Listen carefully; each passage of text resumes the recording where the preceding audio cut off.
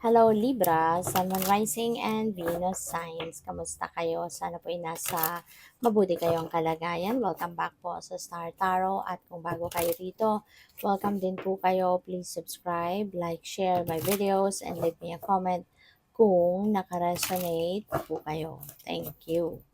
So, tingnan natin kung anong mga messages ni Libra. First card po ninyo, we have the Three of Cups.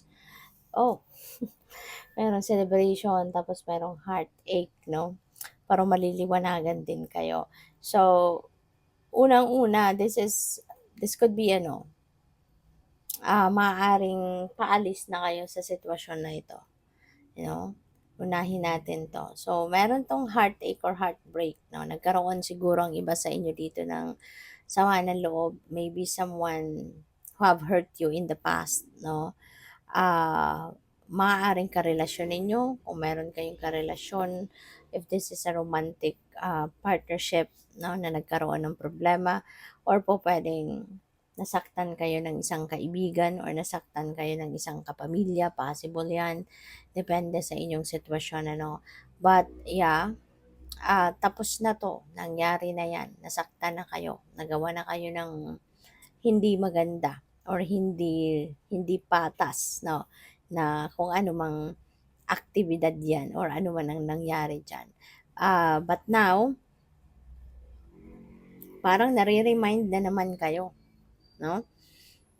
Maaaring nagtatry na sana kayo all this time. Kung nagtatry na kayo na makapag-move on na from that.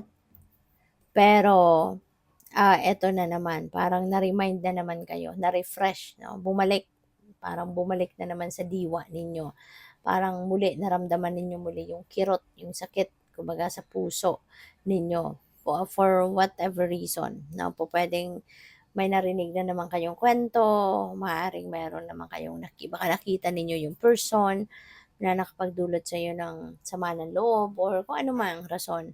Kaya parang bumalik muli, no? Parang na-refresh kayo sa nangyari.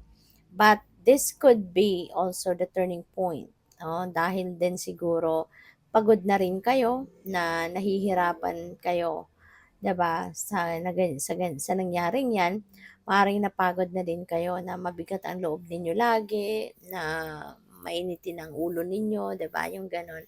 So, parang naging iba kayo, no? Parang nag-transform kayo into a different person, 'di ba? Dahil sa sakit na 'yan. Kaya ngayon parang parang siguro, parang magbubukas na yung isip ninyo sa ngayon, magigising na kayo sa katotohanan na, 'di ba, this is enough, 'no? Tama na 'to, 'di ba?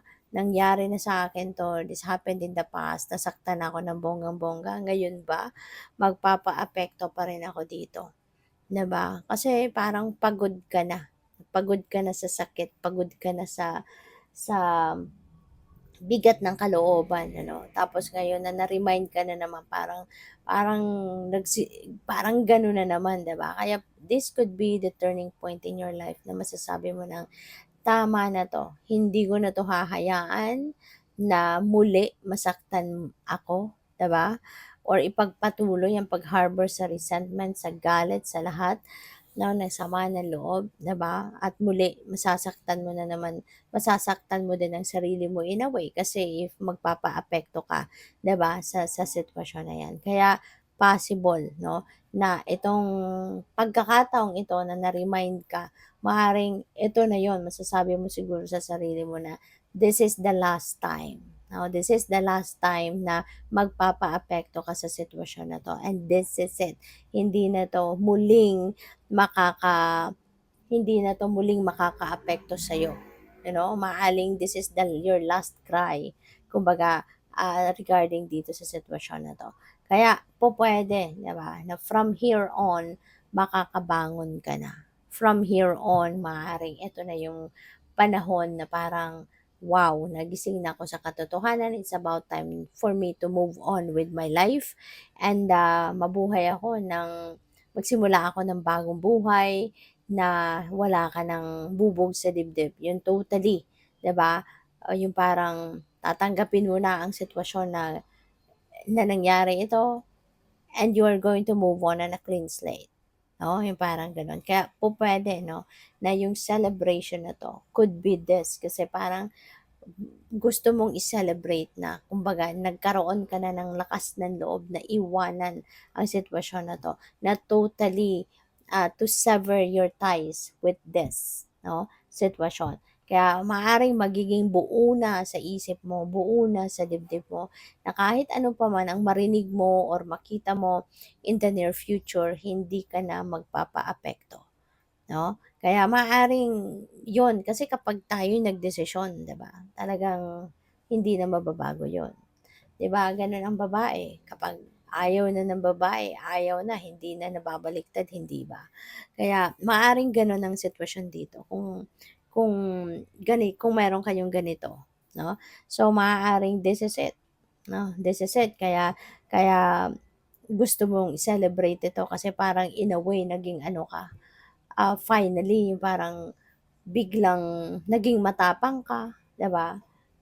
Lumakas na ang inyong kalooban na kaya ko na 'to, 'di ba? Kaya ko na 'to, na hindi na ako magpapaapekto rito. So that could be something 'no, na you are also going to i-celebrate, na magiging masaya ka na, 'di ba? So yung Three of Cups na 'to could also be a different scenario for some of you. Pupuwede rin na meron ditong reunion. Oo, baka reunion nito ng magkakapamilya, reunion nito ng magkakaibigan, pupuwedeng gano'n. Or baka meron kayong, achievements 'no, or mayroon kayong mga accomplishments at ayun ang ise-celebrate ninyo. So, maaaring gano'n ang ganap diyan. Kaya congrats sa'yo. We also have the Hermit, ayan. So, yeah, this is about solitude. This is about enlightenment. So, feeling ko yung enlightenment na yan, talagang mai-enlighten na kayo. Kaya kayo, kumbaga maglalakas ng loob na kayo na talikuran ng totally iwanan na ang sitwasyon na 'to because na-enlighten na kayo, 'di ba? Na walang mangyayari sa'yo, 'di ba? Kung magpapaapekto ka sa tuwing meron kang maririnig na kwento or meron kang makikitang tao na yung taong nakapanakit ng inyong damdamin, 'di ba? Walang mangyayari sa'yo. Hindi ka makakausad sa buhay if magpapaapekto ka sa kanila. Kaya maaaring dito mai-enlighten ka, 'no, na hindi dapat gano'n, 'no, ang gagawin mo, 'di ba?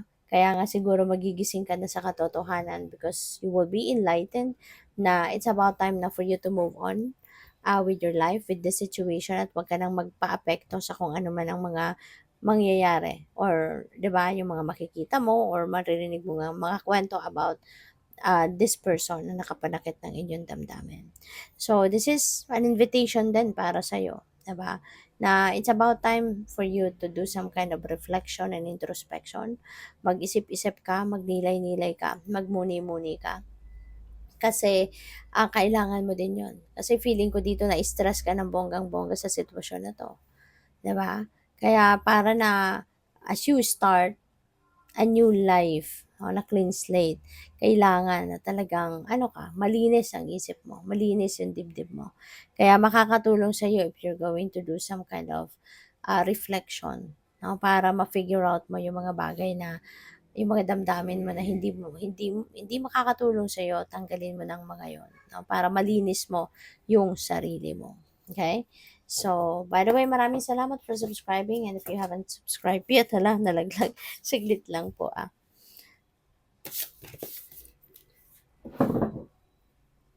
So, ayan. So, if you haven't subscribed yet, subscribe na po kayo. And also, maraming salamat din for not skipping the ads. Malaking bagay po yan sa akin.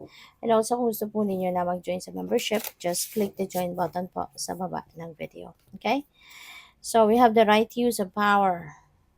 Baka ang iba sa inyo, dito, baka nasa, nasa position of authority. Baka kayo ay isang opisyal, baka kayo ay isang manager, mga ganun, consultant, yung nasa kayo, seat of power. So, this is a reminder para sa iyo, no, na right use of power. Gamitin ninyo sa tama, no? Yung impluwensya ninyo, yung kapangyarihan ninyo. Okay?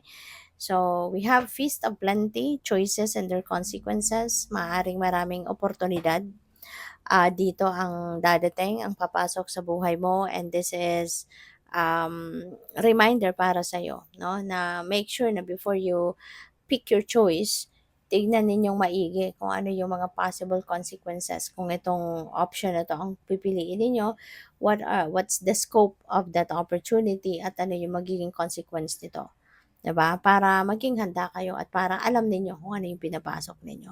So, we also have compassion, 'no? So, pupuwedeng kailangan ninyo ngayon ng compassion ng iba or pupuwedeng kayo ito, 'no, that you are going to, um give your compassion or show your compassion to others. Okay? So, good luck. Thank you for watching. Love and light. Namaste.